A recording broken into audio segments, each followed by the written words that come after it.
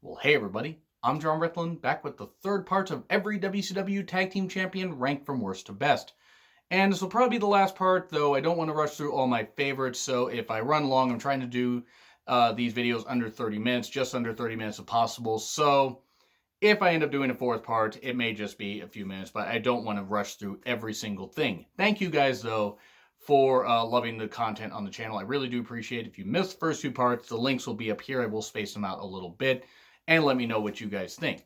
And once again, every WWE and WCW Cruiserweight Champion and Light Heavyweight Champion ranked from worst to best. That list will be done, compiled and everything over like the next week or so whenever I get time. And I'll try to record those sometime in September. So hopefully you guys enjoyed that. But anyway, let's get on with it. 25 more entrants and we'll see where I am when the time limit hits. Number 25, Ivan Koloff and Don Noddle, 165 days, one reign. Interesting pairing here. Ivan Koloff was one of those guys that, even though he was a hated heel for so long, eventually near the end of his career, and I'm not saying this was near the end of his career, he was somebody that was beloved because people recognized and respected just how much he had given to the wrestling business. That being said, he was still, a pretty damn hated heel during his tag title reigns here. And pairing with Don Noddle, again, who is a really spectacular tag team wrestler, especially teaming with Sgt Slaughter. Don't worry, I'll get to that here in a bit. It's really hard to beat a pairing that is this goddamn good. We then get to number 24, Dusty Rhodes and Manny Fernandez, 150 days, one reign. Manny Fernandez gained another 150-day tag title reign, like I talked about the one with Rick Rude at near the end of part 2. And Dusty and Manny, two pretty over guys. Dusty more so, but Manny, no slouch as far as the crowd reactions he got for a number of years. Even as nuts as the guy actually was, hey, they got pretty damn over, and for 5 months, reign as tag team champions. That lent some credibility to tag titles that sometimes were hot potatoed around a whole bunch. But hey, Jim Crockett Promotions often knew how to book tag team champions, and especially once he brought Dusty in, tag team wrestling did get some pretty good focus. And Mandy Fernandez. It's like combining the Nicolas Cage movie with Fernandez. That would be weird. Moving on. Number 23, Arn Anderson and Bobby Eaton. 108 days, one reign. Yeah. Arn Anderson and Bobby Eaton as a tag team. Shut up and take my money. That is just an absolute dream pairing. Two guys that were just so goddamn incredible in the ring. They were good singles guys as well. I would say Arn more so, and nothing against Bobby. Bobby is a really good singles wrestler. He just wasn't given much of a chance to shine. But with Arn, he could be a good singles wrestler, but just as a tag team wrestlers in the respective tag teams they had, dynamite, absolute dynamite. Bobby Eaton, Arn Anderson, great team. 108 days. I mean, come on, that's pretty damn good. Just under 4 months, but still, credibility, absolutely locked in to the tag titles with this pairing. Number 22, Ivan and Nikita Koloff with Crusher Khrushchev, Barry Darsow, 113 days, one reign. I referenced, in the first part or in one of the earlier parts, how Ivan and Nikita Koloff were tag team champions for a little bit when Crusher Khrushchev wasn't there. And that reign still works that reign still holds true, even though it wasn't very long. This one is when Ivan and Nikita were fucking hated like crazy. And actually, now that I think about it, this might have been the pairing, and might have been the reign that the Rock and Roll Express ended, which just really, regardless of who ended it, regardless of the Rock and Roll Express or the Road Warriors or whoever the fuck ended it, this was a hated team that really got a whole lot of heat. Crusher Khrushchev helping with them, a great trio. Even as the whole Russian USSR thing was like kind of, dying down with the whole Cold War and all that. This was a really, really good pairing. Very, very good. Very credible. And Ivan helped bring two younger guys along really well. Even though Crusher Khrushchev had been competing for a little bit, Nikita had just started.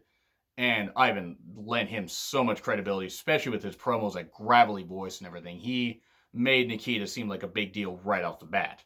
I mean, yeah, part of that's down to booking, but just what you present on TV, Ivan helped with that with the years he had put in the wrestling business.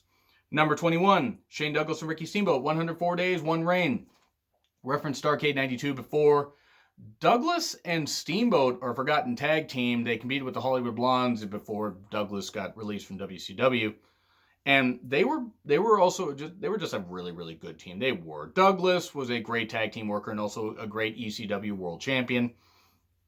Even as much as I necessarily didn't think that Douglas was a great single star anywhere else, he did blend in well with ECW, and his teaming with Steamboat. Steamboat could elevate just about anybody, and Douglas held up his end too. Him and Steamboat against Wyndham and Pillman were a really, really good team. Were a really good, pairing. It was a really good pairing of two teams. Great tag team match.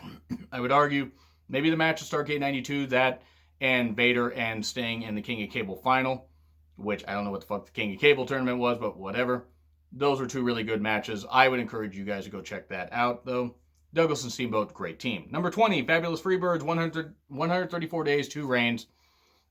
This was also when, this was partly when you had Garvin and Hayes, Jimmy Jam Garvin, and Michael Hayes as a team. Garvin was not a good Freebird. When the Freebirds were actually tag team champions and it was Gordy, Roberts, and Hayes, that actually worked really well. Garvin and Hayes, less so.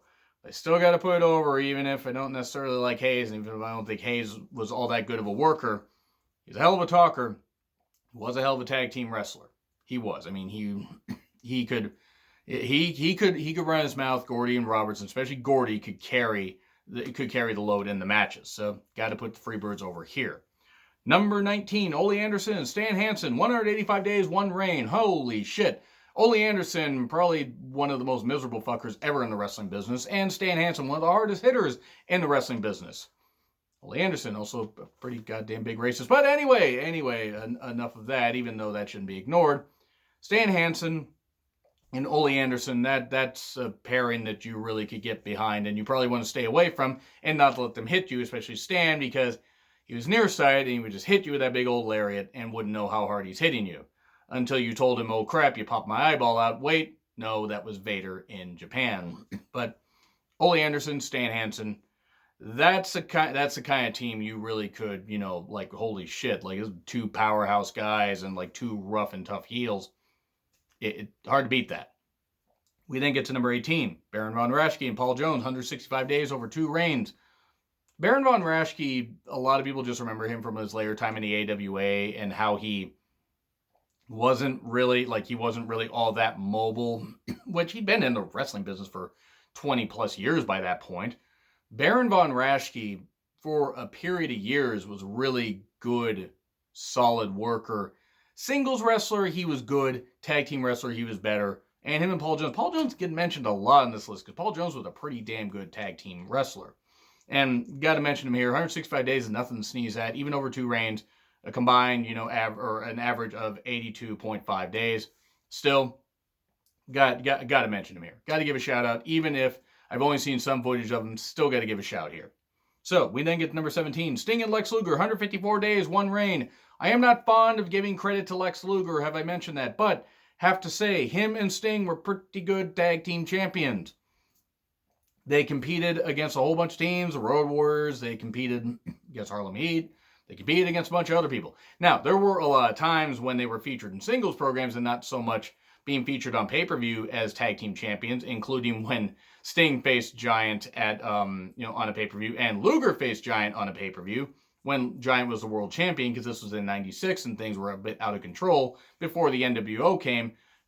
Again, the NWO came and got things even more out of control, but, got the ratings way, way up. Sting and Luger, though, 2 top stars, put together as teams, 2 real-life friends, and hey, it worked. I know some people didn't like it, myself included, but by God, it actually worked pretty well. Number 16, Sgt Slaughter and Don Noddle, 193 days, 1 reign. Here we go, Sgt Slaughter, easy for me to say, and Don Noddle. There you go. This was a great team. They were a great goddamn team. This was when Slaughter had left WWE because he got the G.I. Joe deal, and Vince wanted some of it, and Slaughter didn't want to give it to him and left, even though he was a top guy. Or one of the top guys. I mean, you could argue it was Hogan, Slaughter, then Snuka, even though Snuka couldn't really be relied on. But still, Slaughter made a fine career for himself outside of WWE, especially for a period of years, until he came back and turned heel and lost that G.I. Joe deal, even though I think the G.I. Joe deal was probably going to run out. Anyway, still, Slaughter and Noddle, great team. They were a great, great team. And Slaughter was super over in the Carolinas. My God, was he ever. Number 15, the Road Warriors, 155 days, 1 reign. You might wonder why I'm putting the Road Warriors this low. They had a great tag team title reign. Do not get me wrong. They only held it for 5 months. And sure, okay, you could argue that they should have won at Starrcade 87 against Arn Anderson and Tully Blanchard. Do not worry, I'm going to mention them here a little bit later. But yeah, the Road Warriors. How can you not mention them at least in your top 20, even if you're talking about like best tag team champions ever? I mean, you would have to mention them almost in the top 10, but since I'm just talking about WCW and they only held the titles once, got to mention them here. And they were always super over even when they weren't the tag team champions, but still should have been champions at Starrcade 87, and that damaged Chicago horribly. Then again, taking Starrcade out of Greensboro, and not drawing nearly as much money was an issue, but whatever. Chicago was a great atmosphere. Oh, well. Whatever. Road Warriors, bottom line, legit tag team and tag team champions. They had to be at least once. They deserve those titles. Number 14, Jack and Jerry Briscoe. 172 days over 3 reigns. So, average of, let's see, it's about just under 60 days. 67 days, something like that. About 67. 67.3. If I'm right on my math, I'm probably not. I'm actually probably 57, something like that. The whole point is they didn't have the titles for too long, but Jack and Jerry Briscoe, this is after Jack Briscoe had not semi-retired, but kind of left like a little bit after he'd been the NWA champion because he couldn't take the travel anymore. Him and Jerry worked well as a team, and they faced off against Steamboat and Youngblood on the first ever Starrcade. Which, the first ever Starrcade, you can still go back and watch it and watch a lot of it. Sure, some of it didn't age well. You can say that about any show, but I liked the first Starrcade, and am really, really glad that the WWE Network is around so I can go back and watch shit like that. And that way I don't have to have like about 18,000 DVDs and Blu-rays and stuff like that. But anyway, Jack and Jerry Briscoe, great team. Sure, they didn't hold the titles for all that long, but still, they had some really classic tag team matches, and they really could go in the ring. Jerry Briscoe might want to learn to not, block people on Twitter just because people pick on Wes, but whatever. So we get to number 13, Ric Flair and Greg Valentine. 286 days, 2 reigns. Yeah, Greg Valentine gained a mention here. Ric Flair gained a mention here.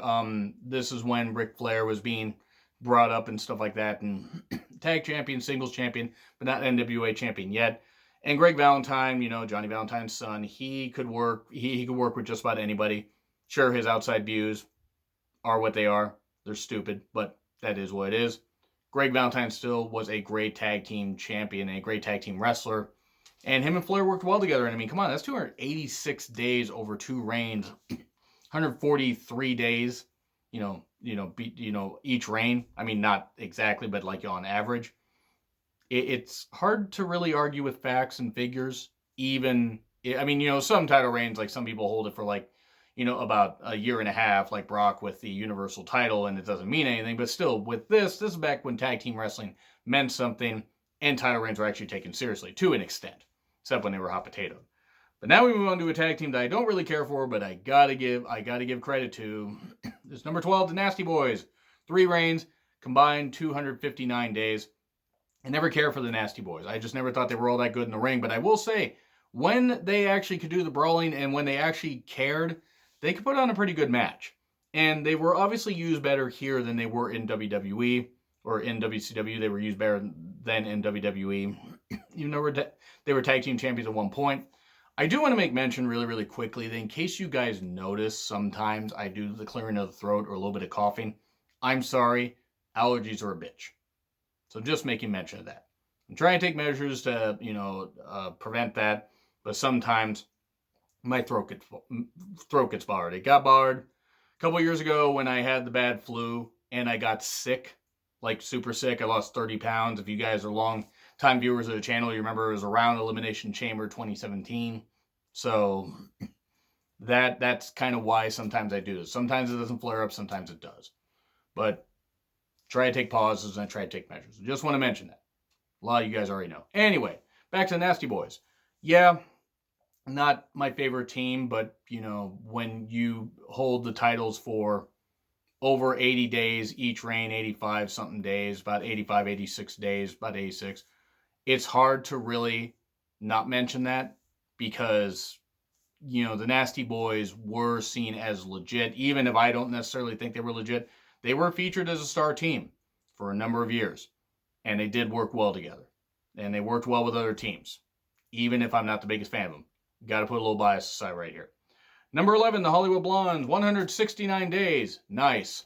Over with just one reign. Pillman and Austin, good God, you want to talk about a great goddamn team. A team that shouldn't have gotten over. Nothing against the guys, but the team that was not meant to get over, that got over, and this team did all... I don't know what I'm doing with my hands here. It's like I'm an air traffic controller.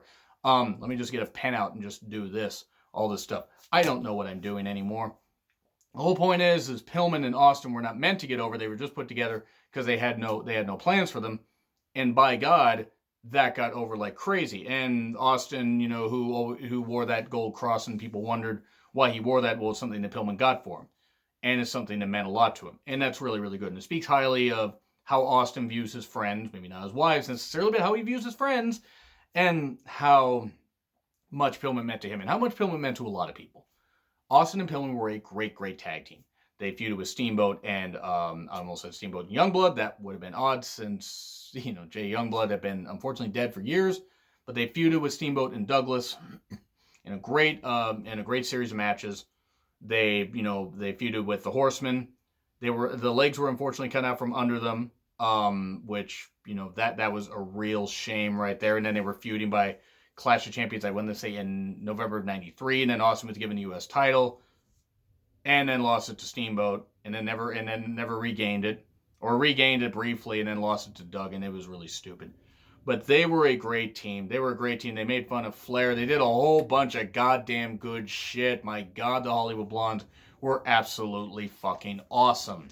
So please, check out their matches if you haven't. They were great. The promos, the Flair for the old, where Austin and Pillman were making fun of Ric Flair, you know, because Ric Flair was old, and also so was Arn Anderson.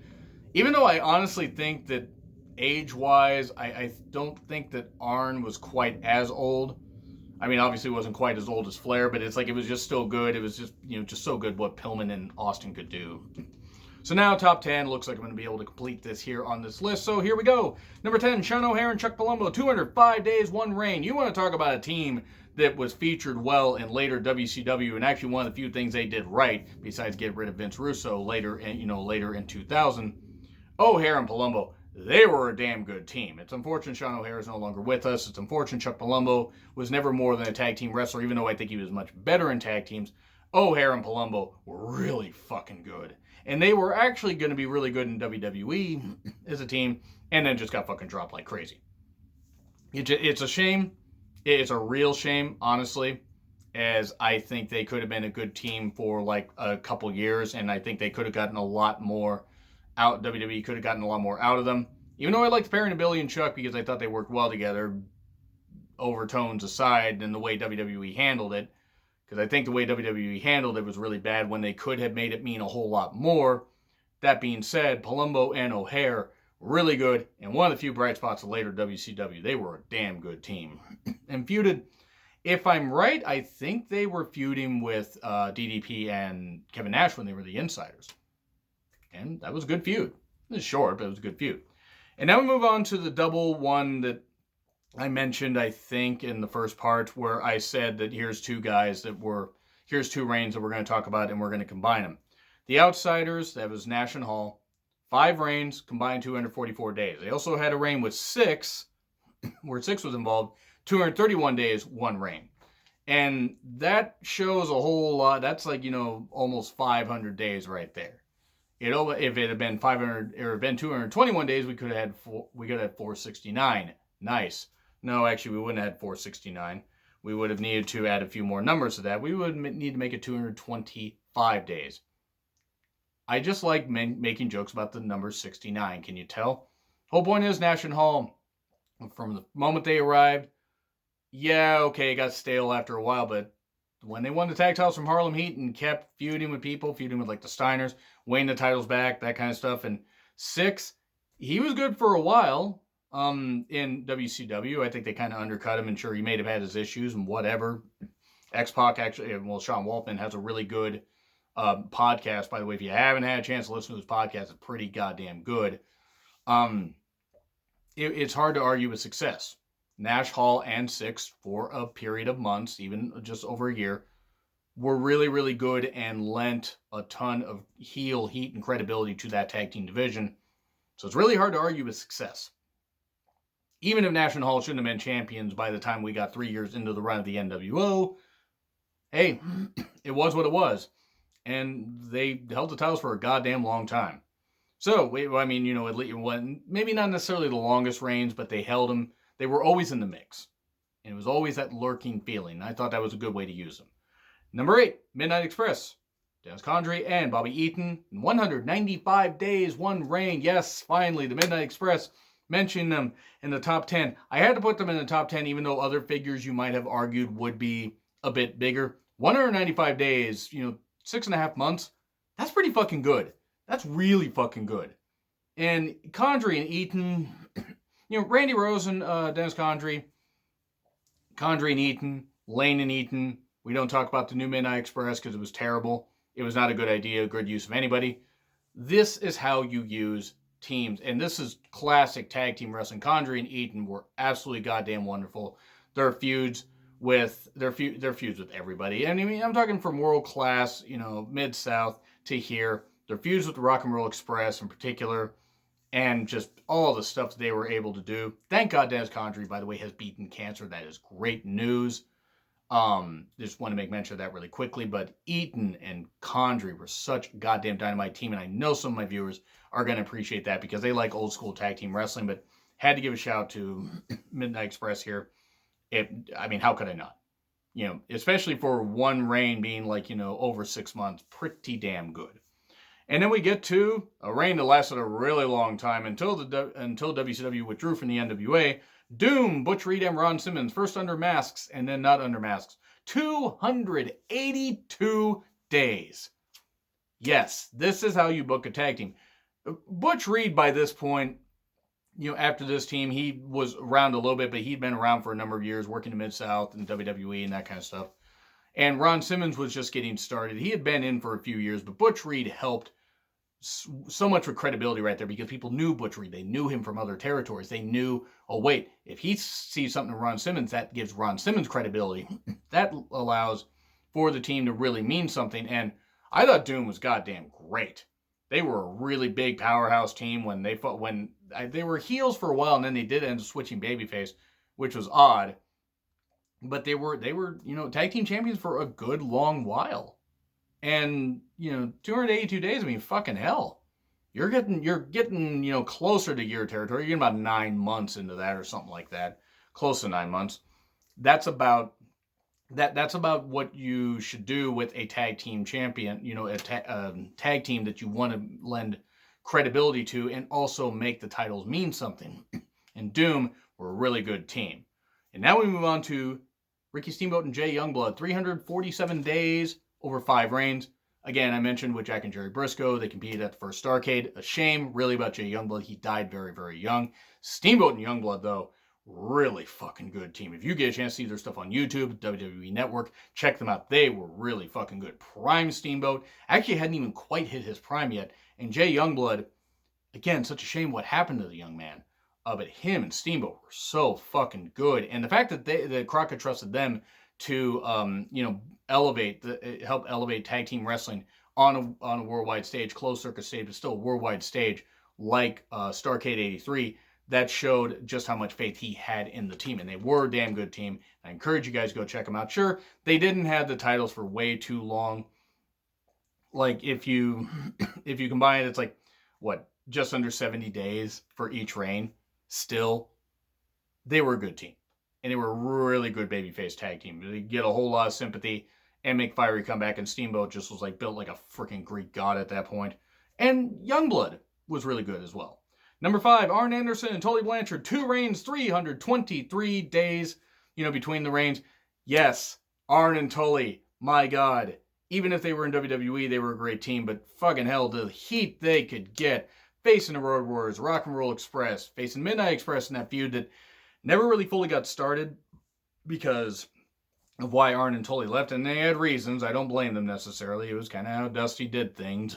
But still, they always had some good teams, or good matches. The members of the 4 Horsemen, It's a shame that Tully was not able to come back to WCW because Jim Herd was a goddamn idiot. Had Tully been able to come back, we could have Tully Blanchard and Arn Anderson teaming up in 1990, facing Doom and that kind of stuff, and it actually would have been goddamn good. Not that Arn and Wyndham weren't really, really good when they competed against Doom. At least I think it was Arn and Wyndham. Yeah, it was Arn and Wyndham. They were a really, really good team. This is exactly how you book classic tag team heels. Arn and Tully, my God. Tag team specialist, 100%. And over 100, over 160 days between, on average for the reigns, 161.5 days. I love trying to do math in my head right at the time as I'm trying to remember all these wrestling facts, but Arn and Tully, I mean, you can't be, I mean, you can in the sense I'm going to put 4 other teams ahead of them, but as far as a heel tag team, it was really fucking hard to beat them. Though there is one heel team I'm going to mention here, even though one of the members is as far as like his personal demons and stuff. Still, Arn and Tully, fucking fantastic team. Number 4, the Rock and Roll Express. Ricky Morton and Robert Gibson. 400 days, 4 reigns, so an average of 100 days per reign. But from that tag team cage match that I mentioned against the Russians, to their feud with, them feuding with Arn and Tully, them feuding with the Midnight Express. The Rock and Roll Express were so goddamn motherfucking over. It's insane how loud the crowds were for them. The women loved them. The men loved them. And they were going to change their hairstyles, but they had to mull it over first. Sorry for the cheap joke. I've used that before. But Rock and Roll Express, I can't praise them enough and encapsulate their careers well enough in this little video that I'm doing. But just please check out their stuff. Just everything. Especially their feud with the Midnight Express. But even their feud with the Russians I mentioned. Arn Tully. All that. They had so many classic matches. And yes, from Mid-South to Crockett and stuff like that, but just focusing on the Crockett years, fucking Christ. Rock and Roll Express, so goddamn good. And they even wrestled at the NWA Crockett Cup earlier this year. And they're in their 60s. I mean, fucking hell. That shows a lot of longevity there, and also how they're completely insane. But also, that shows longevity. And by the way, I want to make mention really, really quickly, thank you guys to those that enjoyed the NWA Crockett Cup review, because I did not think it was going to get nearly 1,000 views. So thank you. Rock and Roll Express, though, love them. Absolutely love the team. Then we get to number 3, Harlem Heat, 470 days, 10 reigns. Okay, so sure, they didn't have the longest reign sometimes. Sometimes they did, but then other times they had the reigns for like a couple weeks and stuff like that, maybe a month. So sure, if you average that out, it's not all that much. But still, 47 days, on average for the reigns. But still, because if you times 47 by 10, that's what you get. But Harlem Heat, Booker T, Stevie Ray, one of the tag teams of the 90s. If they weren't the WCW tag team of the 90s, with the exception maybe of the Steiner Brothers, and even then, I don't know who the fuck was. Harlem Heat had to have been the tag team of the 90s, at least in WCW. They were absolutely incredible. And Booker T became a breakout star, but it was always just Harlem Heat. So goddamn good in the ring. I can't say enough great things about them. Please check out all their matches from 93 to... Maybe don't check out the stuff with Ahmed Johnson when he was Big T and they did the Harlem Heat 2000 thing, but still, check out Stevie Ray, Booker T. God, they were just so fucking good. Number 2, the Steiner Brothers, 520 days, 7 reigns. Rick and Scott, the Steiner Brothers. Their matches with the Road Warriors, they didn't get to face off with them all that often. And all the other matches that they had, the matches they had, like with Sting and Luger, and just the incredible efforts that you saw from these guys, the suplexes, just everything that they did. There was nothing like watching the Steiners in the ring. Nothing like watching the prime Steiner Brothers in the ring. And even when they were briefly in there, I think they were in Impact for a little bit, they still had some good shit to them. This is one of my favorite tag teams ever. Steiner Brothers are one of my favorite tag teams, though they aren't number 1 because number 1, but seriously, go check out the Steiner Brothers matches. Number 1, the Minnesota Wrecking Crew. Olli Anderson and Arn Anderson, 992 days with an asterisk there because it could be a little bit more. 7 reigns. The Anderson Brothers. I mean, you could go with Gene and Olli Anderson as part of this. They were really good, but Arn and Olli were also really goddamn good. Any incarnation of the Anderson Brothers, fucking Christ, you couldn't beat that. You could not beat how good this team was. And yeah, okay, Olli and being a salty, racist motherfucker outside of the ring and in the wrestling business, that can't be ignored.